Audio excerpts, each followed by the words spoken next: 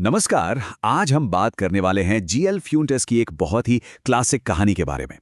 ये कहानी है एक ऐसे किसान की जिसका भगवान पर विश्वास मतलब इतना पक्का था कि उसने कुछ ऐसा कर दिया जो कोई सोच भी नहीं सकता।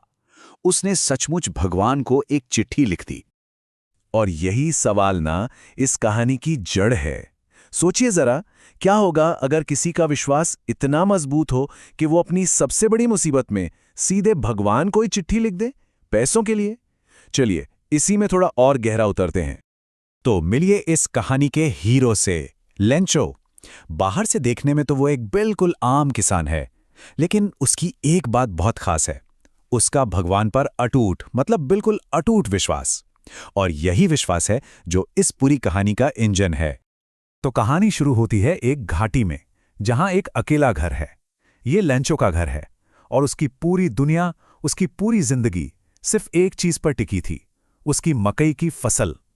देखिए, उसके और उसके परिवार के लिए अच्छी फसल का मतलब सिर्फ कमाई नहीं था, बल्कि ये उनके जीने और मरने का सवाल था। और फिर जैसा कि उसने उम्मीद की थी, बारिश शुरू हुई और लेंचो की खुशी का तो कोई ठिकाना ही नहीं रहा। वो आसमान से गिरती बूंदों को देखकर कहता है, ये सिर्फ बारिश की बूंदें नहीं हैं, ये तो नए सिक्के हैं। उसके लिए पानी की हर बूंद उम्मीद थी, समृद्धि थी। पर जैसा कि अक्सर कहानियों में होता है, ये खुशी ज्यादा देर तक टिक नहीं पाई। जो बारिश उम्मीद बनकर बरसी थी, वो देखते ही देखते एक भयानक तबाही में बदलने वाली थी। हाँ, वो हल्की फुल्की बारिश अचानक एक विनाशकारी ओलावृष्टि में बदल गई। मतलब पानी की बूंदों की जगह अब आसमान से बर्फ के बड़े बड़े ओले गिरने लगे, और वो ओले उसकी पूरी फसल को तबाह कर रहे थे। कहानी में एक लाइन है जो इस तबाही को बहुत अच्छे से बताती है। खेत सफेद हो गया था, मानो नमक से ढक गया हो। सोचिए, उसकी जो हरी भरी फसल थी वो अब ओलों की एक सफेद चादर के नीचे पूरी तरह से दब चुकी थी। और तबाही पूरी थी। पेड़ों पर एक पत्ता तक नहीं बचा। मकई तो पूरी तरह बर्बाद हो चुकी थी। फूल झड़ गए थे, मतलब सब कुछ खत्म। और अब लेंचो और उसके परिवार के सामने एक ही सच्चाई थी, भूखमरी। अब ऐसी हालत में कोई भी इंसान टूट जाएगा, है ना? लेकिन लेंचो नहीं टूटा। अपना सब कुछ खोने के बाद भी उसकी एक उम्मीद अभी भी जिंदा थी। और यही उम्मीद, यही विश्वास उसे एक ऐसे रास्ते पर ले जाता है जिसके बारे में कोई सोच भी नहीं सकता। और वो रास्ता था एक पत्र। लेंचो एक पत्र लिखने का फैसला करता है, लेकिन किसी इंसान को नहीं, बल्कि सीधे भगवान को। पता क्या लिखता है? To God. बिल्कुल वैसे ही जैसे कोई अपने किसी करीबी दोस्त को लिख रहा हो। और चिट्ठी में वो कोई हवा हवाई बात नहीं करता, वो सीधे सीधे मदद मांगता है। कितनी? 100 पैसों, ताकि वो दोबारा अपने खेत में बीज बो सके और जब तक अगली फसल ना आए अपने परिवार का पेट पाल सके। तो ठीक है, लेंचो ने तो अपनी चिट्ठी लिख दी। अब कहानी का सीन बदलता है और हम पहुंचते हैं पोस्ट ऑफिस, जहां इस चिट्ठी को देखकर जो हुआ वो किसी ने सोचा भी नहीं था। अब जाहिर सी बात है, पोस्टमैन ने जब ये चिट्ठी देखी जिस पर पता लिखा था ईश्वर को, तो वो अपनी हंसी रोक ही नहीं पाया। वो हंसता हुआ अपने बॉस यानी पोस्टमास्टर के पास गया।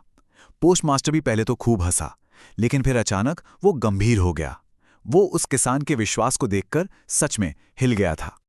पोस्टमास्टर के मुंह से निकलता है, क्या विश्वास है! काश काश मेरे अंदर भी इस आदमी जैसा विश्वास होता। और बस उसी पल उसने तय कर लिया, वो इस आदमी के विश्वास का मजाक नहीं बनने देगा, वो इसकी रक्षा करेगा।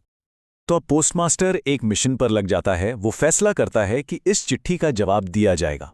सबसे पहले वो अपनी सैलरी का एक हिस्सा देता है। फिर वो अपने साथ काम करने वालों से, अपने दोस्तों से सबसे मदद मांगता है, एक एक्ट ऑफ चैरिटी के नाम पर। लेकिन अपनी पूरी कोशिश के बाद भी वो सब मिलकर सिर्फ 70 पैसों ही जमा कर पाए, यानी लेंचो ने जितने मांगे थे उससे 30 पैसों कम। अब पोस्टमास्टर ने पैसे एक लिफाफे में डाले और साथ में एक खाली कागज रखा, जिस पर सिर्फ एक शब्द लिखा था, एक सिग्नेचर की तरह, ईश्वर, ताकि लेंचो का विश्वास जरा भी ना डगमगाए। और अब कहानी अपने क्लाइमैक्स पर पहुंचती है, जहां विश्वास और इंसानियत की अनोखी कहानी एक ऐसा मोड़ लेती है जो बहुत ही, कह सकते हैं, विडंबनापूर्ण है। अगले हफ्ते लेंचो पोस्ट ऑफिस आता है और उसे वो लिफाफा मिलता है। उसे खोलकर जब वो पैसे देखता है ना, तो उसके चेहरे पर जरा सी भी हैरानी नहीं होती, जरा सी भी नहीं। क्योंकि उससे तो पक्का मतलब 100% यकीन था कि जवाब आएगा ही आएगा। तो क्या वो खुश हुआ? क्या उसके दिल में शुक्रिया का भाव था? जवाब शायद वो नहीं है जो हम सब सोच रहे हैं।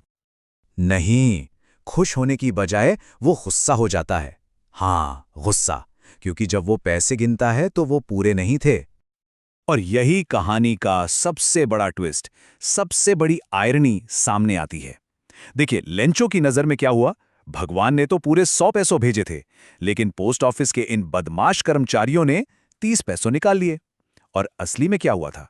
असल में तो वही लोग थे जिन्होंने अपनी जेब से पैसे निकालकर उसकी मदद की थी। और फिर लेंचो एक और चिट्ठी लिखता है भगवान को। उसमें वो कहता है कि बाकी के 30 पैसों भी भेज दीजिए, लेकिन इस बार डाक से मत भेजना। क्यों? क्योंकि पोस्ट ऑफिस के कर्मचारी तो बदमाशों का झुंड है। तो ये कहानी हमें एक बड़े सवाल के साथ छोड़ जाती है। इस कहानी का असली हीरो कौन है? वो किसान लेंचो, जिसका विश्वास इतना मजबूत था, या फिर वो पोस्टमास्टर और उसके साथी, जिन्होंने उस विश्वास को जिंदा रखने के लिए इतनी कोशिश की? शायद इसका कोई एक सीधा साधा जवाब है ही नहीं।